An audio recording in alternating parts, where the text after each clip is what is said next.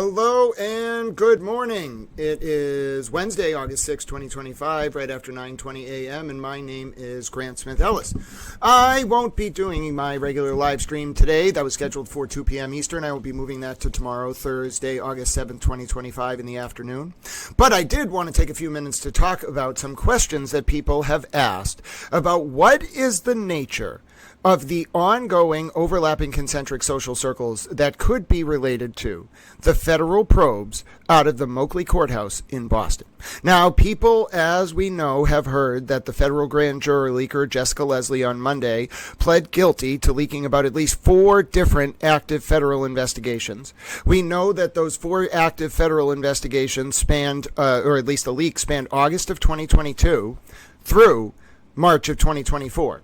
Now, I have a big chart up on the screen, which those faces and names will come to have meaning as we go through this. But to begin, let's talk about how August of 2022 is the exact month, and there's Jessica Leslie's information that she pled to up on the screen, public court document from Pacer. And, of course, there is the document showing Alan Jackson joined Karen Reed's legal team in that same month. Now, why does this play into the larger picture? Well, Jessica Leslie was leaking during a time when the U.S. Attorney's Office in Boston, under then U.S. Attorney Rachael Rollins, and then her predecessor,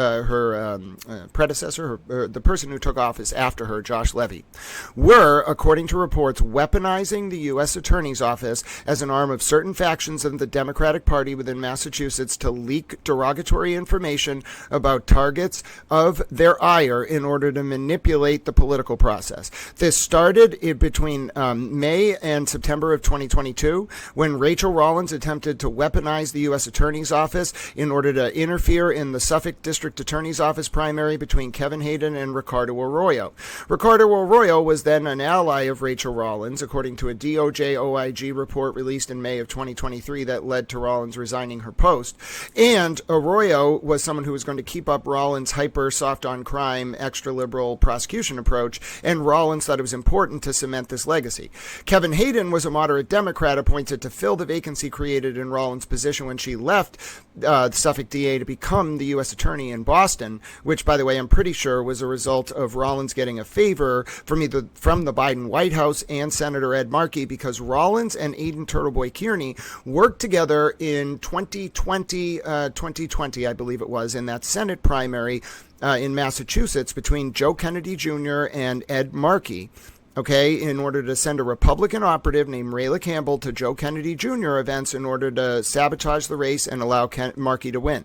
Now, you might say, why would the Biden White House care in 2020 about a Senate race between Joe Kennedy Jr. and Ed Markey? And why would Rachael Rollins be working with TurtleBoy to send a Republican operative to Joe Kennedy Jr. events? Well, think about it. It was 2020. Joe Kennedy Jr., I think, was representing the 4th District in the Federal House of Representatives at that time, which is the seat now occupied by Jake Auchinclosh. Okay, JFK in the 50s went from the old 10th District in Massachusetts. His campaign headquarters was down near Lake Street in Brighton and Oak Square, near BC. Tell loves BC. Ladies and gentlemen, JFK went from the 10th District in the Federal House of Reps to that Senate seat, the junior Senate seat in Massachusetts. His desk in the Senate is very famous. People write their names in it when they're in that seat, in the desk, because he did, okay? And then he ran for president, because you get foreign policy experience in the Senate, traditionally, okay? Domestic experience in the House, foreign policy experience in the Senate, run for president. That's especially the Kennedy route. Okay, that's how JFK did it. If you're the Biden White House and you're looking forward to 2024, you don't know this chaos is going to happen with Biden not running and Kamala running. You don't know that's going to happen. So you're thinking about, especially the political machine around Biden, can you insulate Biden from a primary challenge? Well, Rachael Rollins becomes very helpful in that regard if she used TurtleBoy to influence that primary, does she not? Does that explain why Rachael Rollins got appointed to the position of U.S. Attorney? Does that explain why part of the reason Rachael Rollins got forced out of office, according to the DOJ OIG, was that Rollins used an official government vehicle and a driver who worked for her at the U.S. Attorney's office to go to a fundraiser in Andover for Dr. Jill Biden? I don't know, but it's certainly a question worth asking. But so we have to remember, there's the political weaponization of the U.S. Attorney's Office. Potentially, that was because Rollins got into the position because of political reasons, okay? Then you have the May through September 2022 influence in the Hayden Arroyo primary. Then, okay, you have Rollins in 2023 and Levy leaking about the ongoing situation related to State Treasurer Deb Goldberg and Shannon O'Brien, the former chair of the Cannabis Control Commission, after O'Brien stumbled onto a bunch of internal issues in the commission related to nepotism, misconduct, abuse, cover-ups, etc. And O'Brien tried to deal with it, but got taken out by a collective of staff who were, interestingly enough, connected to Rachael Rollins, because Shawn Collins, the former executive director of the Cannabis Control Commission, was very close friends. She, a deputy treasurer, in fact, before he went to the Cannabis Control Commission with Deb Goldberg. Who else was friends with Deb Goldberg? Rachael Rollins, who was appointed to at least one state board by Goldberg during this time in question. Now, you may have seen my reporting in recent weeks that, according to my sources, Collins tried to unilaterally appoint Rachael Rollins to the position of CCC Chief of Investigations and Enforcement before Rollins became Suffolk DA. Okay, that shows how tight this network was. So you have leaks about the Arroyo and Hayden primary, weaponized leaks by the U.S. Attorney's Office by the Liberals. Okay, then you have weaponized leaks about the Shannon O'Brien and Deb Goldberg case by the Liberals to help Deb Goldberg and Shawn Collins and in that group, and to hurt Shannon O'Brien. Okay, so targeting Kevin Hayden, targeting Shannon O'Brien. These are kind of like not necessarily people willing to go along to get along with the Democratic machine. You seeing a pattern? Okay.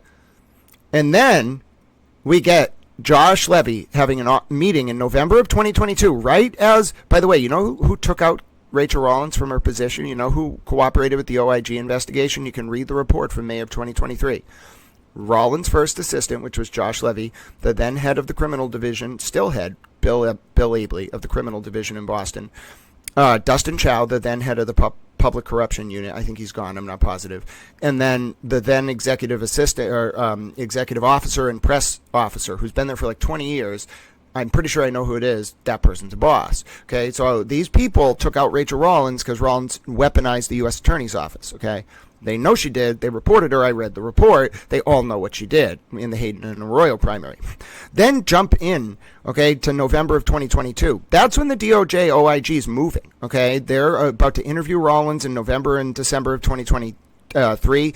They actually make a criminal referral because Rollins lied to them about the way she went about leaking a recusal letter to Sean Philip Cotter, who was then with the Herald. It was bad. Okay, Rollins was going to get criminally prosecuted, but I think for her friends in the DOJ hierarchy up near the White House, who potentially protected her. Okay, that was the criminal referral was made in January of 2023 and was denied by the then very liberal DOJ hierarchy in Washington. Okay, so the DOJ OIG, as they're moving to interview Rollins in November of 2022 and December of 2022, she knows she's on her way out. Okay, they got her. Levy then really starts running the office. We know this because he's the one who takes over when Rollins formally resigns in May of 2023, but she was already on her way out, starting as early as September. They caught her. They took her out right away. Rightfully so with the DOJ OIG because she was weaponizing the office. But then the issue is, so Rollins, when she became Suffolk County District Attorney, had David Yannetti on her transition team. And Alan Jackson in August of 2022, as we talked about Jessica Leslie, I think started to get leaks from that federal grand jury. But you might be saying to yourself, wait a minute, there was no federal investigation into the death of John O'Keefe in 2022. That didn't really start up until in August of 2022. That didn't really start up till November of 2022. It didn't really heat up until the summer of 2023, and it didn't really close until February of 2024. So what could Jessica Leslie have leaked about potentially to Alan Jackson in August of 2022 as he was beginning to map out his defense strategy for the Karen Reed case? Well, I'll tell you, folks, and you got to remember this because this is the key to it all. I think that Sandra Birchmore, who was a young woman in Canton, Massachusetts, who was murdered on February 1st, 2021, according to allegations by the federal government, by Matthew Farwell, a former Stoughton police officer, okay, at 9:23 p.m. or so.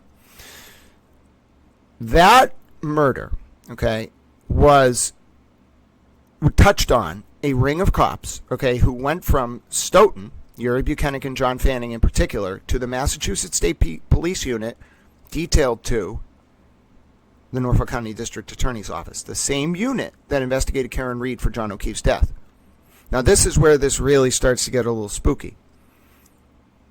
I have reason to believe that Ken Berkowitz, the former chief of the Canton Police Department, reported to the FBI sometime in 2022, probably before May of 2022, that the Stoughton Police and the Massachusetts State Police Unit detailed to the Norfolk DA covered up Sandra Birchmore's murder.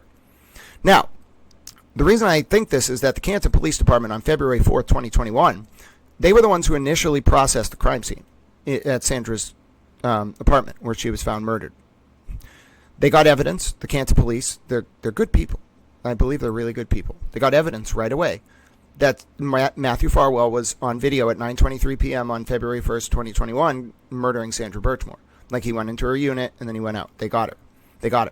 Then they went to the maintenance worker, and the maintenance worker told the Canton Police that was the same man on video that had moved Sandra into her apartment, Matthew Farwell. Then the Canton Police went to Sandra's school where she worked as a teacher's aide, okay? And they got interviews with her coworkers who provided them evidence that Farwell was saying to people that if Sandra refused to carry if Sandra wouldn't get rid of the baby, the unborn baby she had, if she went through with carrying the baby to term, if she wouldn't get rid of, in his words, the baby, then Farwell would, quote, take care of the problem himself, okay? Now, Farwell was under the impression that Sandra Birchmore was pregnant with his unborn child. We've come to find out in recent months, according to reports, that was not true. The DNA testing has confirmed Farwell was not the father of the child. Now, why does this tie in? Well, Sandra was being abused since she was a child, something the Canton Police also found out on February 4th, 2021, and included in their report, according to an audit of the Canton Police Department done in the April of 2025 and presented in public, or concluded in April 2025 and presented in public around then, starting on page 99. Now, if you go to that Canton Police Department audit report, you will find that Sandra Birchmore, the Canton Police also knew that Sandra Birchmore was being abused as a child by Matthew Farwell. Now, the Canton Police took all of this information, okay, and handed it over to the Massachusetts State Police. Now, the person who wrote the report for the Massachusetts State Police exonerating Matthew Farwell was John Fanning, who used to work in Stoughton as a cop. The unit commander at that time was Brian Tully of the State Police Unit. Remember that name. Now, Yuri Buchanan also used to work in Stoughton, and I have sources who indicate that Yuri and John Fanning used to go around to high school parties when they were perhaps older than in high school. Okay. And we also have to remember that Matthew Farwell is linked to Billy Farwell, William Farwell, and Robert Devine, and they're both linked to Sandra Birchmore. This is very clear evidence that there was a ring of cops, at least Robert Devine, William Farwell, and Matthew Farwell, abusing children in Stoughton. Perhaps it may have also included some other people on that list, and that breaks my heart. Okay? But people shouldn't do this, especially in positions of public trust. And it's possible, it's more than possible, that Sandra Birchmore was being abused. We cannot frame this as she was sleeping with. She was being abused by these people in positions of trust. She was hunted. She was found by these police officers in the cadet program when she was an underage child, like 13 years old. And there was a ring of cops, clearly, who were in Sandra's life. And you have to wonder, and it's pretty clear, were there other girls too? Were they abusing other girls? Was Sandra not the only one? Was Sandra not only being abused by more than one cop? Was there a ring of cops abusing a ring of girls? Was this the Jeffrey Epstein on a small scale? Matthew Farwell, was he the Jeffrey Epstein of Canton and Stoughton, Massachusetts? So you have to imagine that if the DOJ and the FBI got a report from the chief of the Canton Police at the time, Kenny Berkowitz, that his officers turned this all over, and somehow the state police, who had the unit tied to the Norfolk DA, who had ties to Stoughton, two of them at least, and Farwell, and this ring of cops, exonerated Farwell. You don't think that might have led the DOJ to start a probe? And you don't think maybe impaneling that public corruption grand jury reportedly in May of 2022 was because of that report, a very serious report from former Canton Police Chief Kenny Berkowitz? Well, folks, I'll tell you, it's more than likely. I think it's very, very, very likely.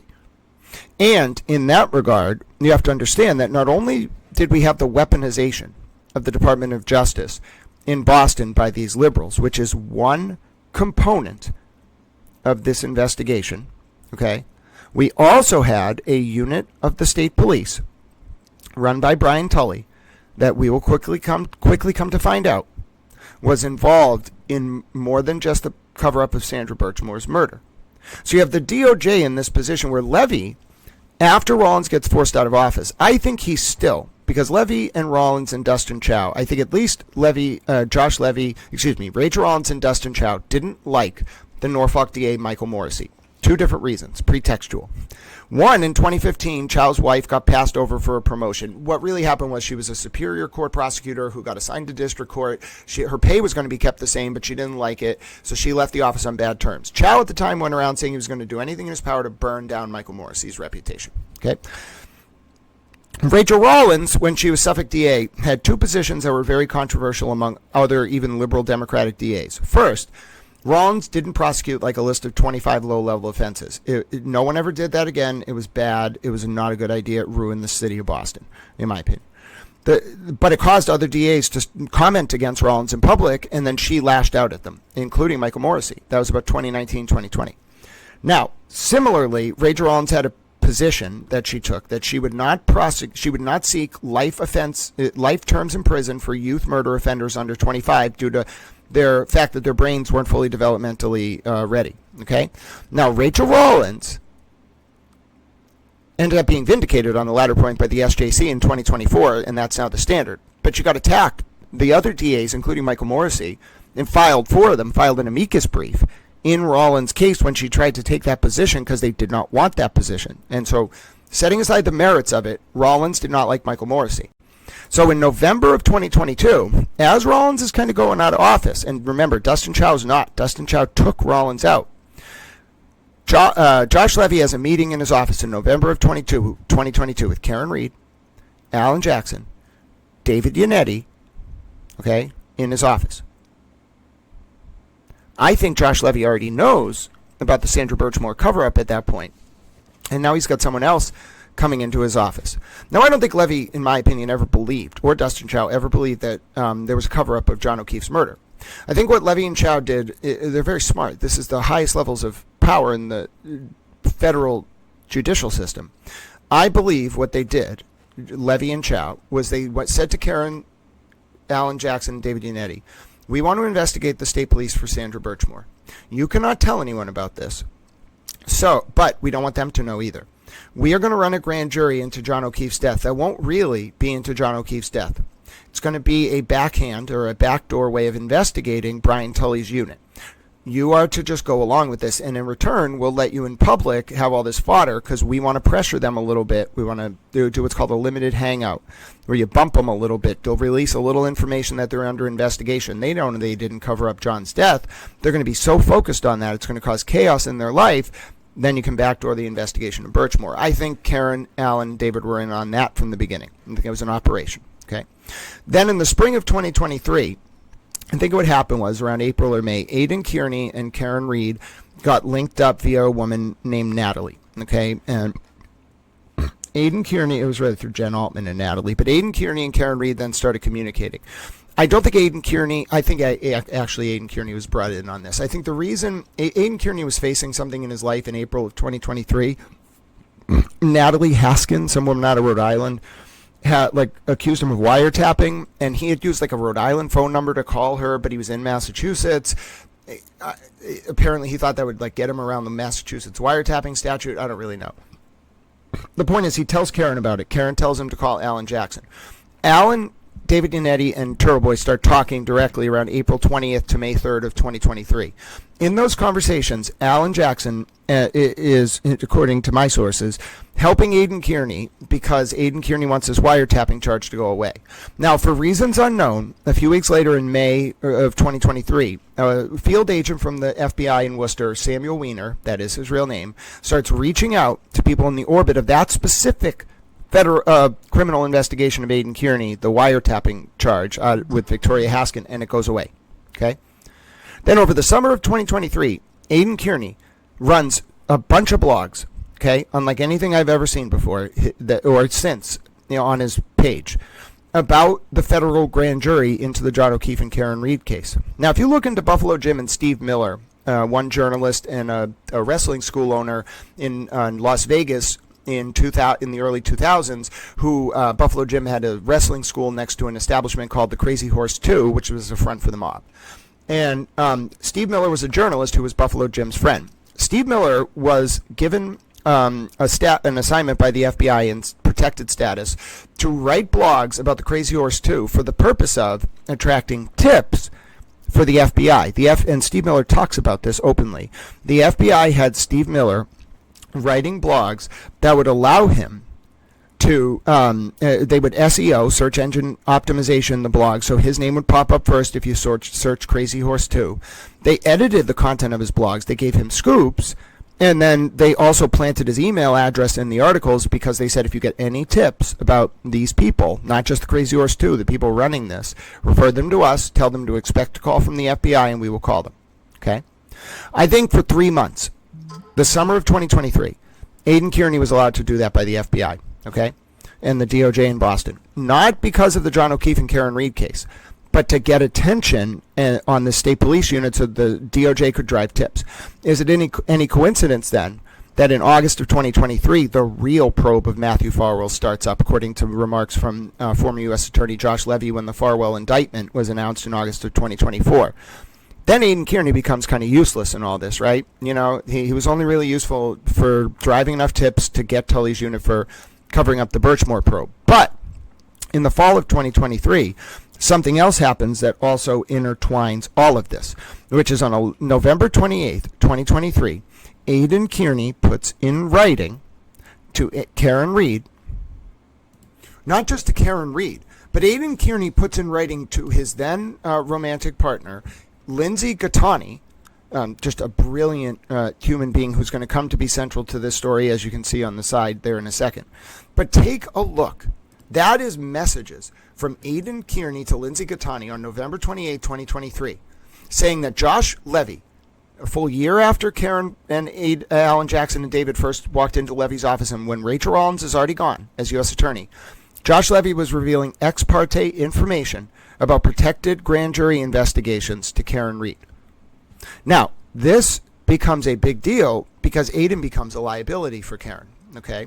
Now, on December 23rd, 2023, Aidan Kearney comes to find out that there was an ongoing he knew there was an ongoing criminal investigation. He had been charged with 16 felonies in the fall of 2023 related to Chris Albert and Colin Albert and other witnesses in the Reed trial that had been tormented by Mr. Kearney and Miss Reed, allegedly.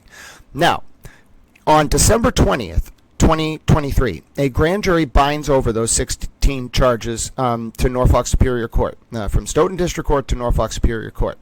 But then Lindsey Gaetani gets a subpoena from Brian Tully, a state police trooper investigating Kearney, for another grand jury. Okay? Now, Kearney must realize right away that the only thing that can mean is that Tully is investigating Karen and Aidan and potentially the U.S. Attorney's Office for what they were doing related to the case. But then you realize there's another piece of this puzzle. Brian Tully was asking questions in his official capacity as a state police officer in early December of 2023 about what the federal probe was about at that point in time. Now, we know in hindsight, okay, that the federal probe into John O'Keefe's death closes permanently in February of 2024, okay? Just a few months after Brian Tully's asking these questions, but the probe of Farwell continues. So why is Brian Tully only really interested in the investigation of Aidan Kearney to find out more about the federal probe of Sandra Birchmore's death? Well, as I was mentioning, on December 21st, 2021, Aidan Kearney goes over to Lindsey Gaetani's apartment. And by the way, let me just show you these pictures from the search warrant of Karen Reed's phone. Now, it's paragraph 77 through 81, okay, and we're going to zoom in. This is mentioning Jane. Jane is Lindsey Gaetani, okay. Karen Reed's phone ends up seized in January of 2024 because of information Lindsey gives to Brian Tully about Aidan's contacts with Karen. Now, one thing we want to look at as we zoom in here is this paragraph. Jane stated she was told by Kearney that Reed's attorneys and Reed were working with the U.S. Attorney's Office, specifically acting U.S. Attorney for the District of Massachusetts, Josh Levy.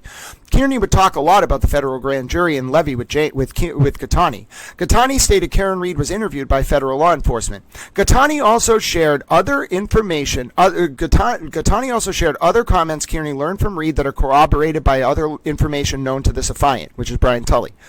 That statement was that Brian Tully and the Norfolk DA were the targets of a federal probe. Brian Tully, when he asked that question to Lindsey Gaetani, to be very clear, knew full well about Exhibit O. Okay, he had already obtained these text messages, and he knew Aidan Kearney was revealing that Karen Reed was getting protected grand jury information from Josh Levy, which gave Tully a motive to think maybe Lindsey knew something about the Birchmore probe, in my opinion. Now, that ties that together, but I want to go back to this second paragraph here, paragraph 82. You can see that Lindsey Gaetani, was served with a summons to appear before the grand jury on December 22nd, 2023.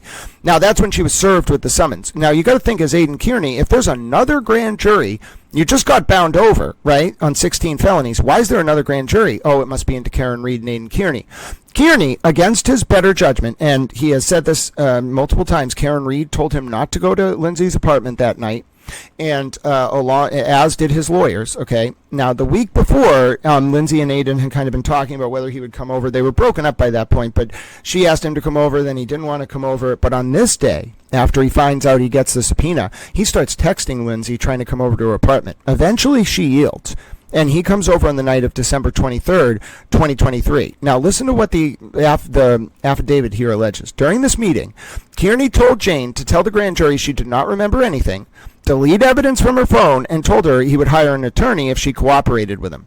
Now, the allegations are that Kearney pushed Gaetani on a couch because Kearney used Lindsey's notepad to take notes about conversations Lindsey had had with a woman named Kate Peter, who was a private investigator working for a man named Marty Kraft. Okay, Marty Kraft was a private investigator in the orbit of Brian Tully. We're going to get to this in a second because this ties it all in as well. Now, allegedly, Kearney was also witness intimidated Gaetani and was charged with that as well.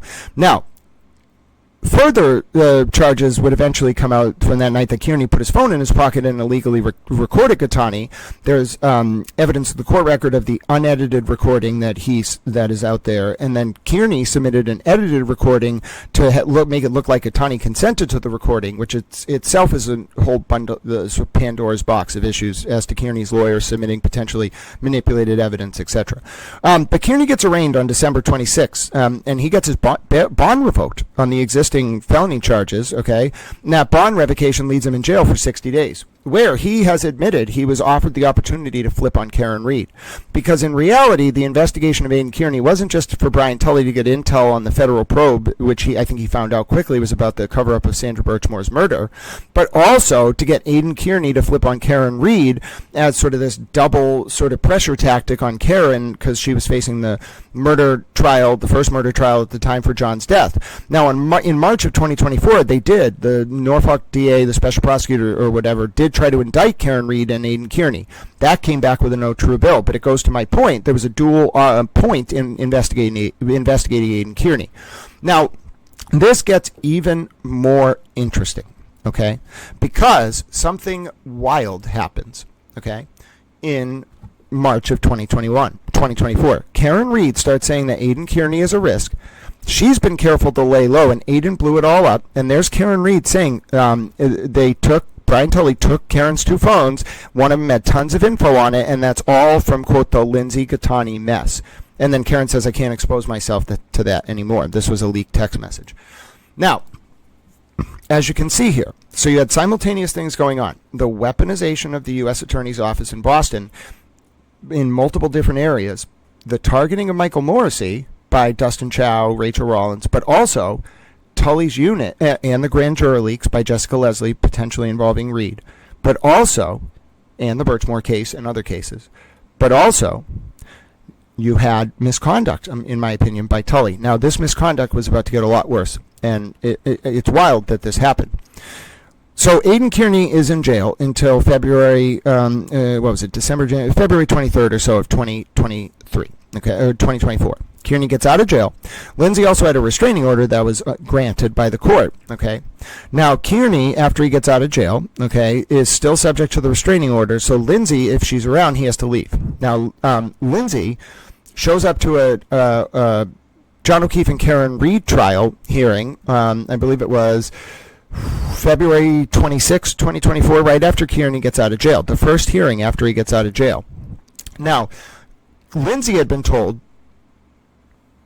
by Kate Peter that Paul O'Keefe and the O'Keefe family wanted Lindsey to come to court to show support for Lindsey. Now, Lindsey wanted to go to show support for the O'Keefes, but when she heard that, of course she wanted to go. No one said anything about Aidan or Jen McCabe or anything like that. Then the O'Keefes were told by Kate, and I know Paul knows this, Paul was told by Kate that Lindsey wanted to come to court to show support for the O'Keefes. Well, that's true. She did. But Paul wasn't told that Lindsey had been told by Kate that Lindsey was being asked to come to support the O'Keefes, because the O'Keefes didn't ask Kate to do that. Now, of course, Lindsey would have done it because Kate was telling her that the O'Keefes wanted that, in my opinion, right? That's a noble thing to do. But Kate didn't need to lie. Kate could have just asked the O'Keefes. But anyway, so Lindsey goes to court that day, and she ends up walking into court with Jen McCabe, even though that name was never mentioned. And when she gets into the court, Aidan is forced to leave the area because of the RO. Now, Aidan gets charged with an RO violation that day. He ends up being found not guilty a year later. But the important part is Aidan then moves to amend the RO, I think in about April of 2024. And the judge grants an amendment allowing Aidan to be within 100 yards of a courthouse if Lindsey's there. Okay? So on different grounds. Now, it was a motion to modify or something. Now, then Lindsey was useless to Brian Tully. Okay, she couldn't provide info about the Birchmore cover-up or what the feds were investigating. Aidan was out of jail, and the RO was amended. Okay, so she was functionally useless to Brian Tully, his PI Marty Kraft, and the person Marty Kraft employed, Kate Peter. Okay, and so then this is where it gets bad. In April of 2024, Brian Tully personally released an unredacted extraction of Lindsey Gaetani's cell phone, 15 years of her life, containing protected attorney-client material, doctor-patient material, educational material, even pictures of Lindsey giving birth, to Aidan Kearney's lawyer, April 24, 2024. The only thing that Tully redacted or deleted from the extraction were messages from Brian Tully to Lindsey and from Kate Peter to Lindsey. And what did Kate Peter and Brian Tully do? Oh, then they launched another operation within an operation, in my opinion, with Marty Kraft's help. They released that extraction to Aidan Kearney, and then they had a man named Jason Broyles, who's a parking clerk from Connecticut, who pretends to be a woman online named Hailey Walbrecht.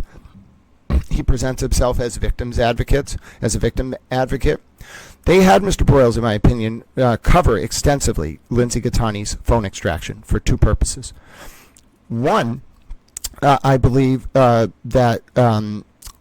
Broyles and Miss Peter and Mr. Tully wanted to provide a distraction. Okay, that was April 2024 was leading up to the first Reed trial. No one could deflect attention away from Jen McCabe and the other Reed trial witnesses. The TurtleBoy fans and the Karen Reed fans were paying just attention to them. Kate, I have video, tried to spread a rumor that Colin Albert and Chris Albert sold drugs to take some heat off Jen McCabe. It didn't work. Okay. Releasing Lindsey's phone extraction through Jason Broyles took a lot of attention off Jen McCabe and put it on Lindsey and her children. And you know what happened next? It also served another end for Kate and Tully and Broyles and Marty Kraft, because Broyles got a lot of credibility with Turtle Riders and Free Karen Reed fans. Now, Broyles had originally come on the scene in the fall of 2023 by paying for a Free Karen Reed billboard under his own name.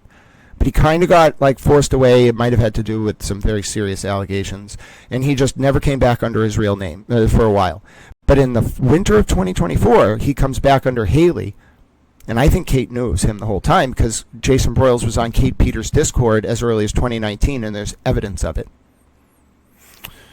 So Jason Broyles, I think, was gaining credibility with Turtle Riders and Free Karen Reed fans at Lindsey's expense, with Kate Peter and Brian Tully and Marty Kraft's permission, so that Broyles could get close to Aidan and his people. Now, Broyles started getting close to Lauren Murray and Meredith, all these people around Aidan, and all the people around Karen Reed.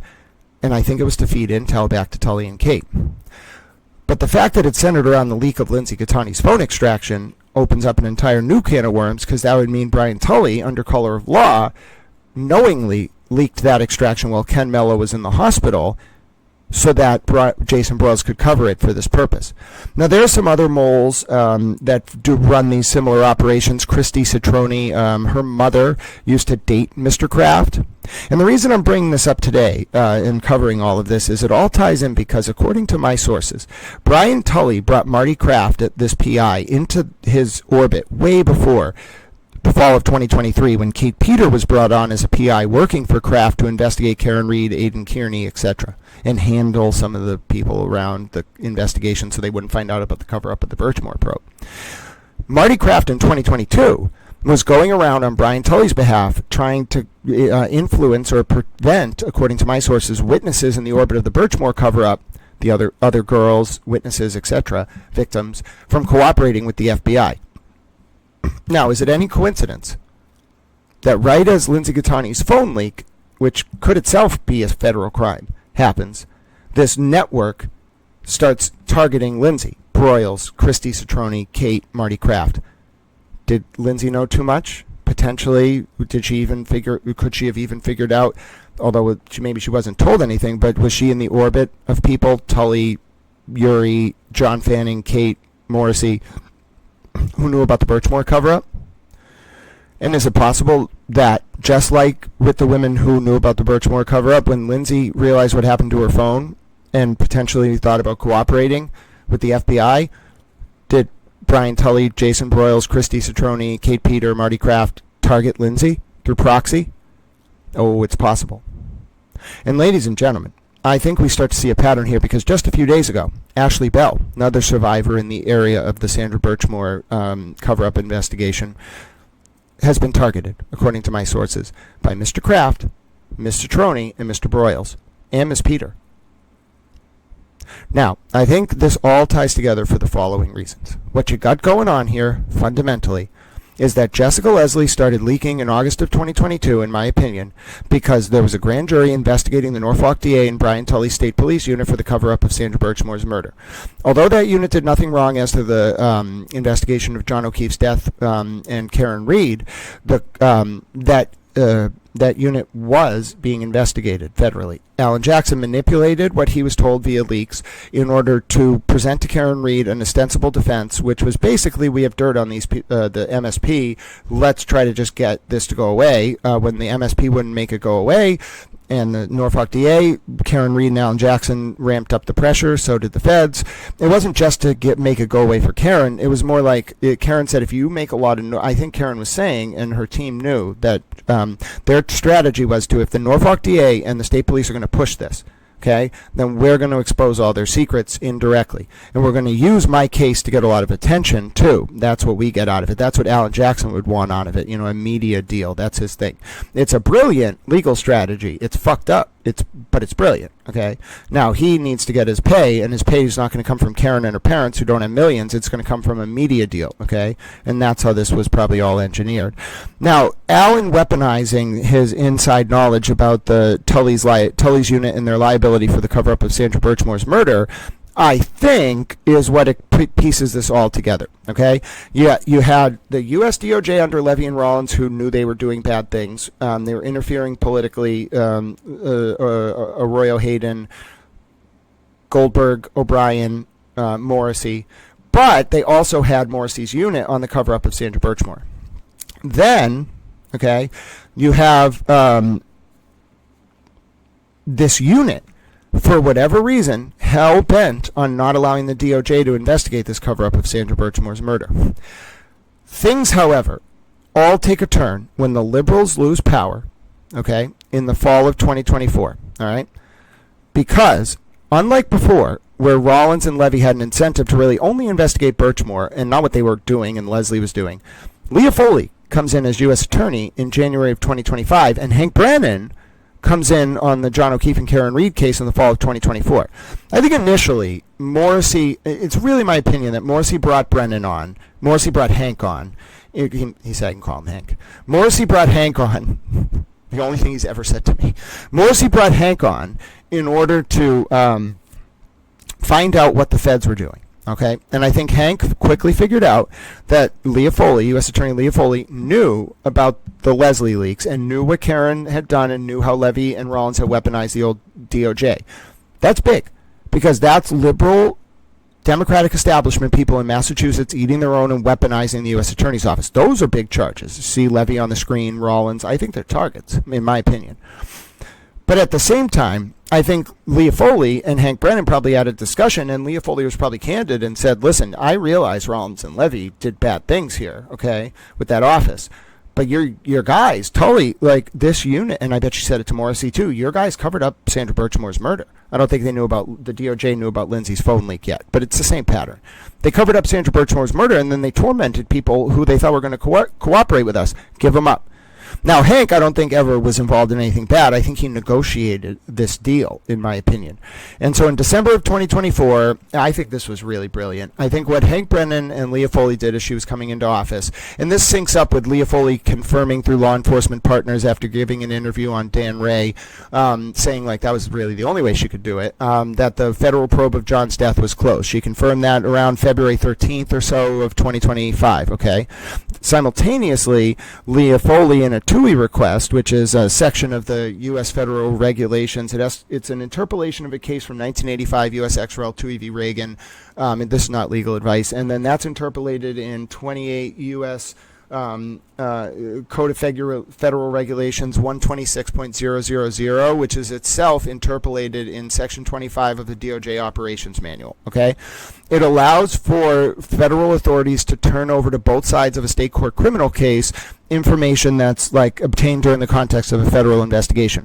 For the first time over 2.5 years, the Norfolk DA had been trying to get TUI requests like filled for years.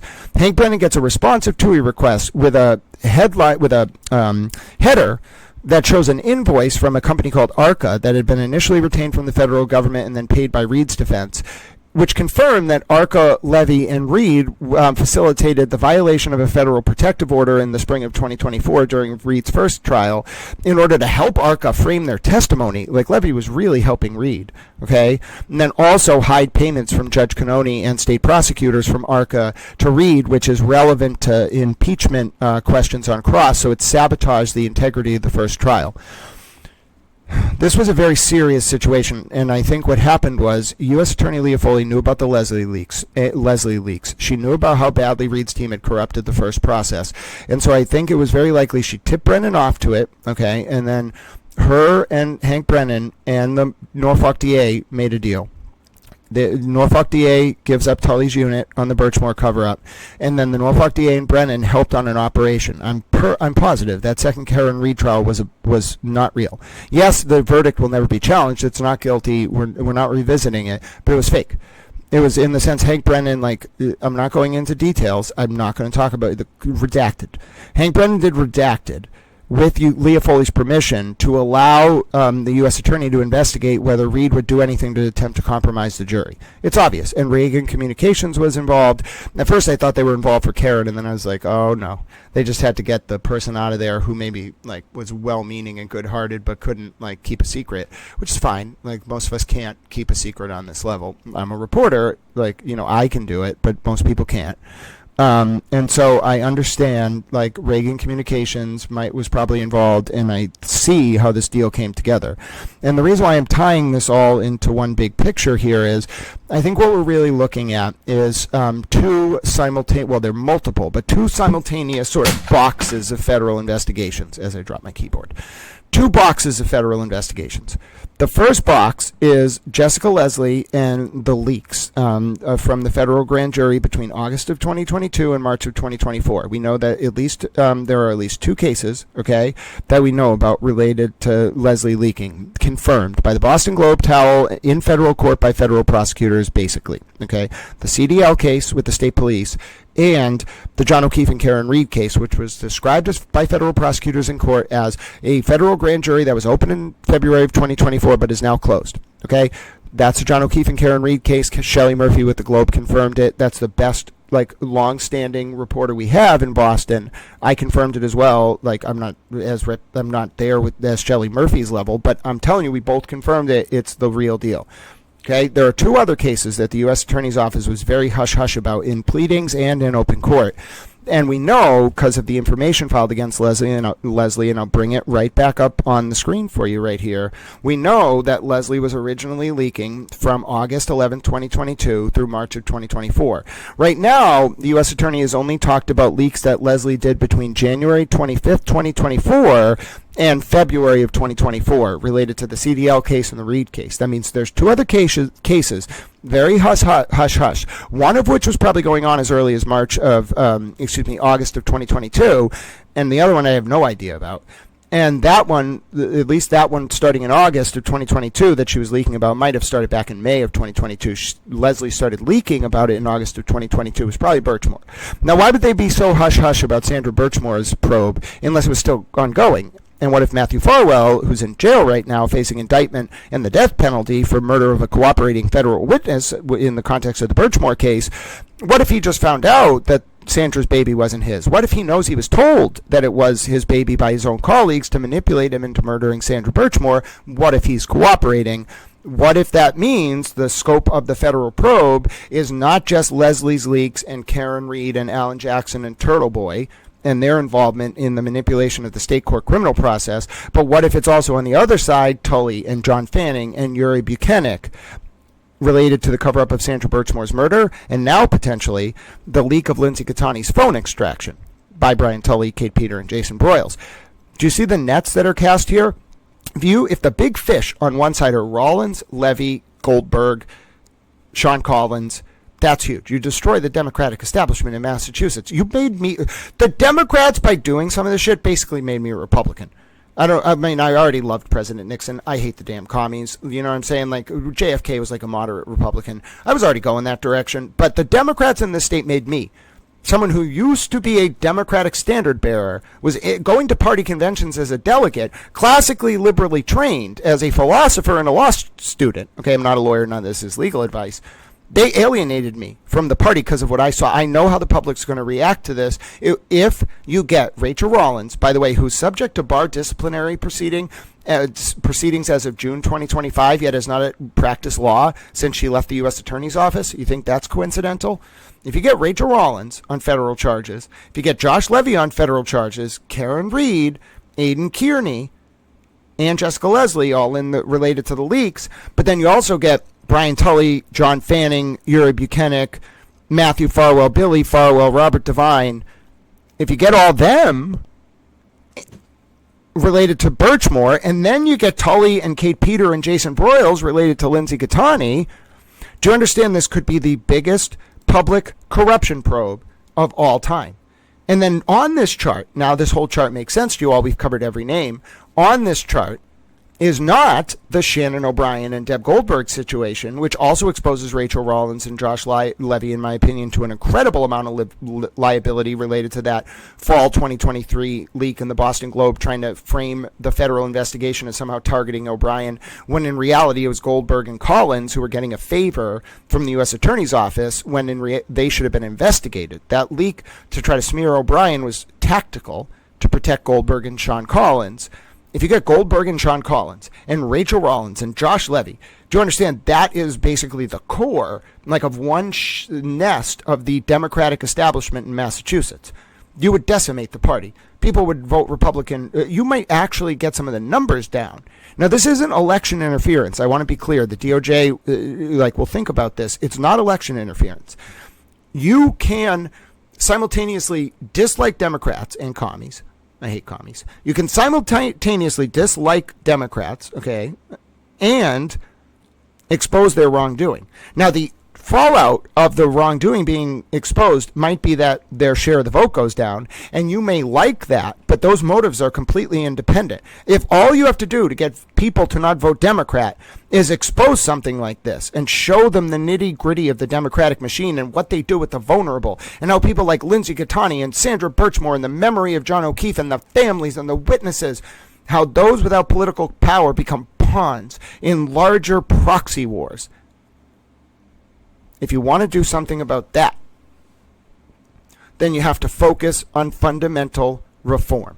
And the way you do that is simply by showing people what has happened. You don't need to tell them that they should now vote Republican. That's election interference. Just to be clear, I'm doing some analysis now. You simply need to present what has went down here. And this is the beginning, let me just tell you, of a long road. Jessica Leslie has been escorted out of the federal courthouse twice now, undercover, and not allowed to be filmed by the media.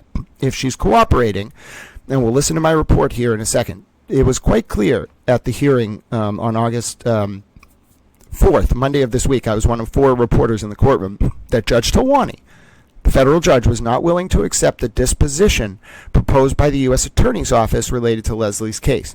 And by that I mean Judge Talwani was not willing to accept the prosecutor's, at least as it stands, provisionally recommended sentence of 1 day in jail time served, 24 months supervised release, no fine, $100 special assessment. Judge Talwani glared when saying, I'll accept a guilty plea to Miss Leslie. Judge Talwani then glared at the prosecutor, I was there in court, and the defense attorney when she said, I'm uncomfortable with the proposed disposition and I'm not yet ready to accept it. I'll look at more information. Now, how's more information about those leaks and the extent of Leslie's behavior going to help Judge Talwani, who swore in Miss Leslie herself? Judge Talwani was the judge who swore in Miss Leslie. Feel more comfortable with that sentence. The more Miss Leslie leaked, the more Judge Talwani finds out, the more upset she's going to be, the harsher the sentence. Now, Judge Talwani is within her rights to accept a guilty plea and reject the proposed disposition. If she enters a sentence that's harsher, Jessica Leslie can just withdraw the plea, we start again. So it's not like she just goes to prison. She's allowed to per the plea, and Judge Talwani told her this in court. If I reject your disposition, you can just withdraw the plea, and that will happen, okay? Now, she can withdraw the plea preemptively, and here's why I think this might happen. Jessica Leslie is clearly cooperating with something. She got smuggled out of the courthouse twice so the cameras couldn't film her. I think the DOJ doesn't want to say Jessica Leslie is cooperating in open court. But under the rules, okay, Jessica Leslie in her sentencing, her plea, the U.S. attorney lays out where she falls on the sentencing matrix, okay? Jessica Leslie fell originally at a step 12 offense with 0 criminal offender history, which brings her down, it would have been a little bit higher than the 6 to 12 that the guidelines recommend that she got, because she went to step 10, but it was like 12 to 16 or something, maybe 16 to 18 initially. She got bumped down to level 10 for a clean criminal history, which was 6 to 12 months in federal prison, okay? Now, judges are not bound by these guidelines, but judges they can go up, they can go down, but they really can only downward depart in that way that the prosecutor wanted, the DOJ. They can only downward depart if there's an indication under 5.1K of substantial cooperation. Okay, that's a legal term of art that says if the prosecutor stands up and says, this person who's charged gave us substantial cooperation, the judge doesn't second guess it, barring some extraordinary circumstances. The judge will maybe have a colloquy at sidebar, impounded with the attorneys about the scope of the cooperation, but it never is made public because that would compromise ongoing investigation. So the judicial system has a built-in check, and the U.S. attorney has to activate it. The judge doesn't activate it. You don't do it in secret. You must assert it. We've seen these kind of plea agreements, okay, with Juror 11's father-in-law, where it says there's substantial cooperation, basically, okay, because you have to give back documents, you have to give testimony. Those will be in the plea. However, sometimes you see it in what's called a PSR, a pre-sentencing report. Now, Jessica Leslie's sentencing, as you're going to hear this video as we close out this recap stream here in a second, you're going to hear Jessica Leslie's heading for sentencing September 26, 2025 at 3 p.m. in front of Judge Talwani. Now, in the pre-sentencing report, the U.S. Attorney's Office can say, and this is not made public until after, she's cooperating. Now, that would allow Judge Talwani to feel more comfortable with the disposition, I'm sure. Or the U.S. Attorney's Office can get up in open court at sentencing, which they have to do, because you have to announce part of the rules, and Judge Talwani explained this to us when we were all in court on Monday. Part of the rules for the plea process is the U.S. Attorney is obligated to explain mitigating circumstances at sentencing that would reduce the sentence. So I think the U.S. Attorney is really trying to avoid saying the words, or putting in a document that's public, Jessica Leslie is cooperating. That's the vibe I get, okay? Very close to this. However, I also think that they're kind of between a rock and a hard place. The U.S. Attorney's Office, which, by the way, the chief of the Major Crimes Unit, Peruti, AUSA Peruti, is prosecuting this. Prouty, it might be. She said her name very quickly. It was hard to hear in court. Prouty, I think. The AUSA who's prosecuting this is the head of the Major Crimes Unit. Okay, that's not a coincidence, in my opinion. But the DOJ is in between a rock and a hard place somewhat. Because Judge Tawani, and I was there, I read the vibe, I saw her eyes. She smiled at me at the end of the day because I was good. I wrote quietly. Someone's cell phone went off, but not mine. I just sat there and wrote quietly. She was pleased, I think. She gave me a smile. What do you want me to say? Get a smile from a federal judge. That's a good day in court. I'm not a lawyer. I'm a tout. But anyway, as Judge Tawani was glaring at these attorneys about this disposition, what I could sense was we don't hear very often about charges coming up for federal grand jurors leaking. Remember, federal grand jurors are charged by the court. They are basically officers of the court in a parallel role, okay? You're not offending the U.S. Attorney's Office, just the U.S. Attorney's Office, when you leak as a grand juror. You're not offending just the law, the letter and the spirit of the law. You're offending the federal court, and not just an individual judge. You are offending the federal court's sense of justice. They impaneled you, they gave you secret privileges, and you violated them. That's what I saw in Judge Tawani's eyes. She didn't say it, but I saw it. I saw it. I saw it, and rightfully so, in my opinion. I saw it in the eyes of the federal judge, Judge Tawani, furor. Because this disposition reflected a very low penalty for not just offending the prosecutor and the law, but the court. And remember, when you're in criminal contempt, it's of court, of the judge, of this judge who charged you as a grand juror. And so that's why I think the DOJ is in between a rock and a hard place. Public policy, dissuasion of future leaks, like mandate almost, that the federal judge come down hard here. The potential imprisonment for contempt that Leslie's charged with is any term of years, literally up to life. Okay? $250,000 fine, potentially. And so Judge Tawani has to send a message. You cannot leak from a federal grand jury. That sentence doesn't send a message. So this is the analysis here. It doesn't send a message. And the vibe I got was the only way the DOJ is getting that disposition, which they can get, it's within their prosecutorial discretion to get it, even if the federal judge feels that Miss Leslie severely offended the integrity of the justice system. And do you know how they can get it? You invoke 5.1K, okay? 5.1K. And that is substantial cooperation with the DOJ. And by doing that, Judge Tawani's discretion is overridden. Now, Judge Tawani could still say, I need to learn more. What do you mean you're going to bring a bunch of charges? Because then Judge Tawani can feel comfortable that the justice system is going to send a message that the leaks were inappropriate. Do you realize why saying cooperation has happened gets an offender, a low fish, a very low-level fish like Jessica Leslie, such a good deal? Now, remember, Jessica Leslie's lawyer, one of them, I heard in the hallway the other day her introduce herself. Her name is Grace Edwards. I heard her say, I've been with Jessica since the beginning.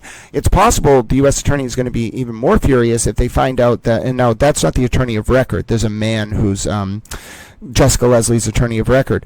But if the U.S. Attorney's Office finds out that Jessica Leslie's, one of her attorneys, who's not on record on the case, was actually a pro-Karen Reed person, because this woman, Grace Edwards, has been going on, even as recently as April of 2025 in recent months, like multiple channels spewing pro-defense, pro-Karen Reed talking points, then we have this whole nother situation, all right? But Jessica Leslie can still get this disposition on September 26, 2025 at 3 p.m., I think, if the DOJ puts on record that she's substantially cooperating. But then it opens up now remember, Shelley Murphy from the Globe, one of the best reporters we have in this state, probably in the country, who was the OG reporter before even Whitey, but on the Whitey case too, with Dick Lair. Her and Dick Lair equally as good. And I have a lot of respect for Dick Lair. Grew up with his son. He signed my copy of Black Mass in 2001 when I was like 11.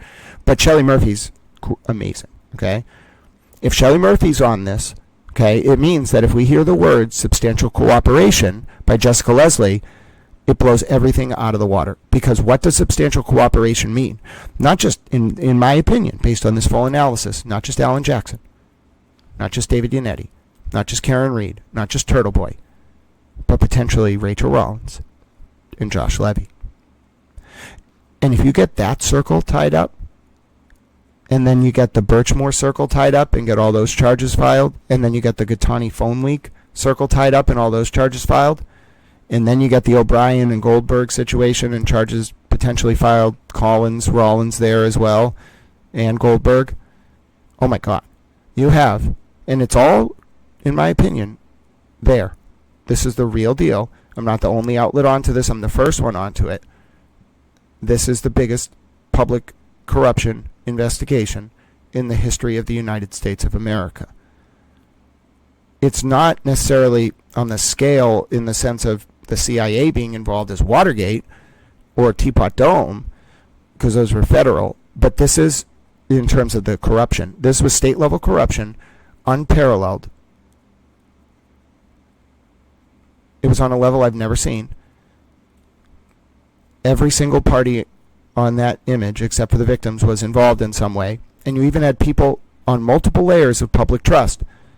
The state police, the U.S. Attorney's Office under Rollins and Levy, all enabling this. And people must understand, that's why I say, although there are individual probes of the leak of Lindsey Gaetani's phone, of the leaks from Leslie, I think, and the cover-up of Sandra Birchmore's murder, the real unifying theme here is that the DOJ in Boston under Rachael Rollins and Josh Levy, in multiple different cases, was weaponizing their investigations, investigating certain things, not investigating others, announcing certain investigations, manipulating the public about what certain investigations were about for political and personal purposes. That's the story, okay? And yes, they did it in a bunch of different cases. And yes, in one case, as in the cover-up of Sandra Birchmore's murder and with Lindsey Gaetani's phone, the people that they were investigating actually did very bad things. But they Josh Levy enabled TurtleBoy, in my opinion. Rachael Rollins enabled TurtleBoy. Josh Levy enabled Karen Reed. Rachael Rollins enabled Karen Reed. This all ties in together, and they were just proxies. That's why I say even Karen and Aidan, they're fish here, but they're small fish. The unifying theme of all of this is state police misconduct, defense attorney misconduct, U.S. DOJ misconduct, but across a litany of investigations that all center on that former liberal DOJ weaponizing the office. That's the thread. Everything spiders out from there, and then from there, Tully's unit, their misconduct spiders out, and then it even ties together because you had these hangers-on or useful idiots like Kate Peter or Jason Broyles, Christy Citroni, who were so caught up in thinking they were part of something special that they didn't realize they were very, very small fish in a very, very big pond. You had the state police weaponizing their office while under the watch of the DOJ, who was in some cases letting it happen. But now you have a calamitous reckoning for all of them. And I think, more so than anything else, ladies and gentlemen, this is what justice demands. I said it yesterday. So many of you, or a few days ago, so many of you asked for justice, rightfully so. But just because you're asking for justice for John O'Keefe, and just because some people investigated that death in a way that was clean, does that mean they can do no wrong? If you look justice in the eye, pure, naked, bared before you, would you even know what it is? Would you know what to do when confronted with her vulnerable pleas for help? Justice cannot involve taking a side. Justice means pursuing truth unequivocally. Justice means centering those who were the most harmed. And justice means confronting uncomfortable realities, including that people we may have trusted took advantage of us, and people who may have trusted us may have been trying to take advantage of us. Or people whom we may have trusted. There are so many components to this. ladies and gentlemen, that force us to reflect on the larger themes of human morality. And maybe Hank Brennan's checkerboard socks and owl motif were no coincidence. Because much like watching Stanley Kubrick's 2001 A Space Odyssey and realizing that the larger symbolic message about the apex of human development being the emergence from an ape-like state to consciousness, and how that is the knowledge guarded by these sacred esoteric traditions, then how true is it as well that, much like Hank Brennan's socks and the owl, that this, our story, this story, the victim story, history story, is defined by the constant interplay, the ever-present, omniscient, omnipotent rise and fall of human morality as embodied by the tension between good and bad that is ever-present in all of us. Some of us may master it and find a way to come to act from a place that we could will as a universal moral law for all people to follow at all times. But for most of us, and when analyzing most situations, we must never lose sight of the fact that for every ounce of good in someone, there could be and may well be an ounce of bad. To do otherwise would be to deny justice and to deny centering the voices of the unheard on this battlefield of chaos littered with the screams of the innocents. And I won't do it. I will not partake in it, and I will use the earned position that I have to do what we all should have been doing from the beginning, which is to center the voices of the unheard at the expense of ourselves. I do not want to be covered. I do not want to be featured. The price I want you all to pay for benefiting from this information is I want you to center Lindsey Gaetani's voice, center Sandra Birchmore's story, center John O'Keefe's story and what happened to his family and friends. Tell that story with no middlemen, no vultures, no Kate Peters, no Jason Broyles, no Alan Jacksons, no Karen Reeds, no Turtleboys. Center the people who are unheard, pay it forward, protect the integrity of this republic, and treat this story with the solemn dignity, respect, and reverence that it deserves. That's all I ask. My name is Grant Smith Ellis. Let's watch my video from outside the courthouse the other day as we conclude what was quite an interesting towel day.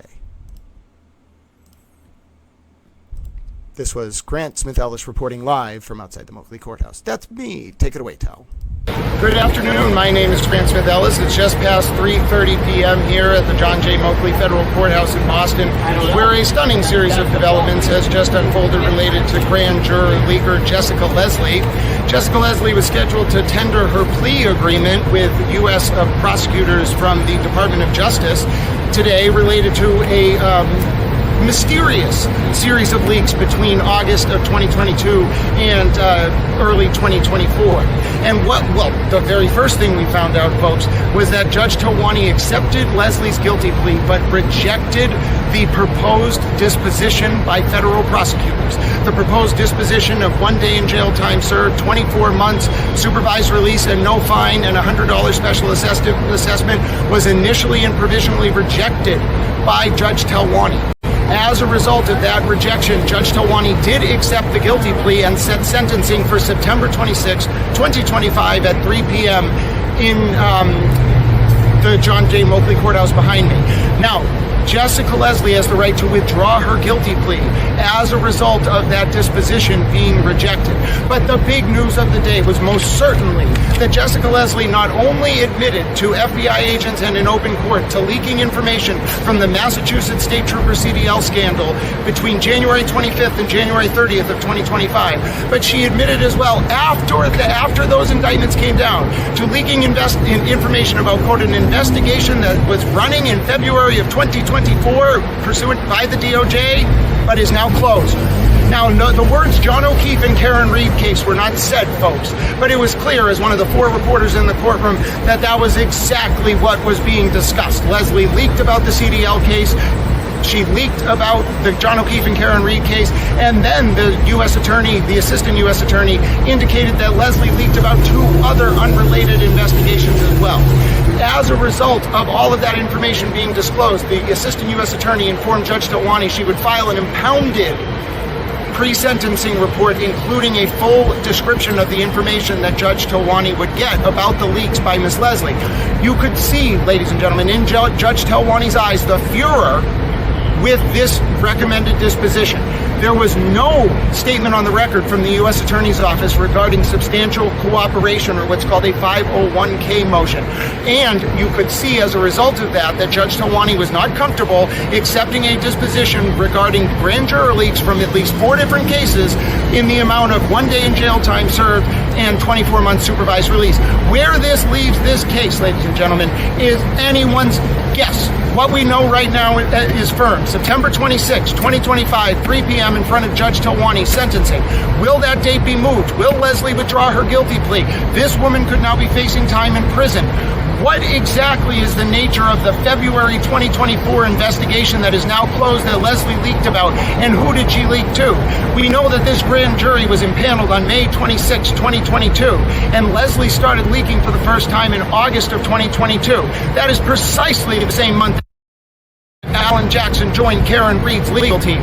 More to come, more investigations, more targets. My name's Grant Smith Ellis, reporting live from outside the John J. Moakley Courthouse.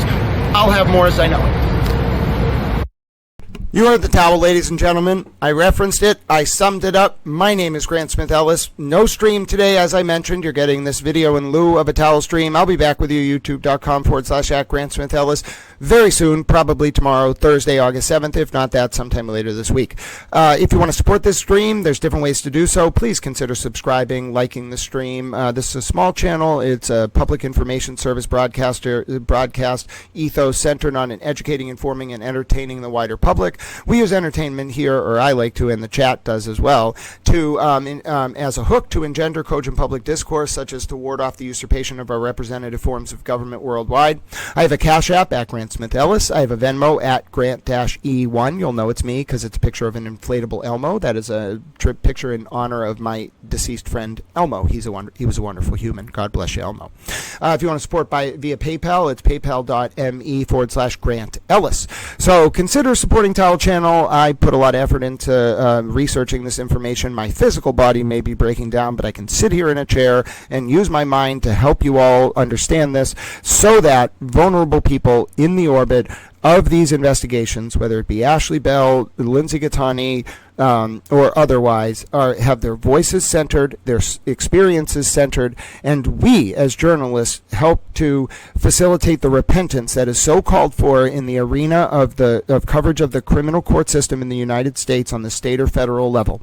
And we can do so by fulfilling our vocation, which is defined by stepping into the background and allowing those people who are the most harmed to take center stage. When this profession is done right, it is the foundational cornerstone of the integrity of the American Republic. And we can reinstill and re-inspire those principles by leading by example. And that is why I do not want money. I will not partake in any projects. And all I want is for that to go to Lindsey Gaetani.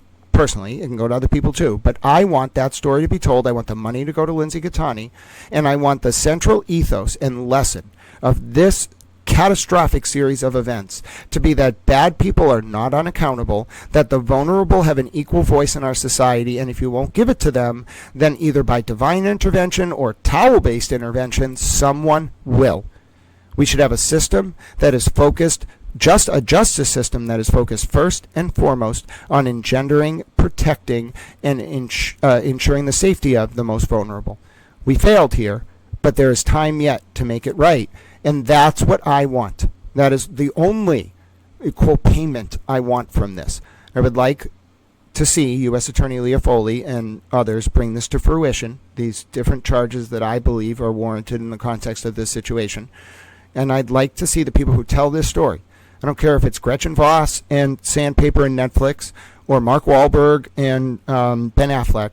I want them to tell the story in a way that centers the people who are harmed and excludes the predatory vultures that got us into this mess. That will then serve as a shining exemplar as to how we can focus public attention in a benevolent way in the arena of criminal court case coverage. That's the only legacy that I want to leave. and God bless you for being with me today. My name's Grant Smith Ellis. See you very soon. YouTube.com/@GrantSmithEllis. I'm a Tao.